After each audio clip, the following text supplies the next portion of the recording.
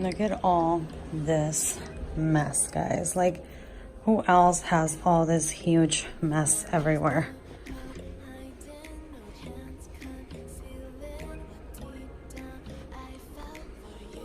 I don't know if you guys realize, but I have the crib here right next to my bed. I didn't have that before. And I don't know if you guys know that there is a bathroom in my master bedroom. I think I'm gonna be doing an apartment tour because I never did it in here. And I have such a huge mess. I literally haven't cleaned in over a week in my room. So as you know, when we wear clothes, you wear it, put it down, and you forget about it. And then again, the next day you try to look for something to wear and it's just getting insane. And why is this little girl in there? I don't know.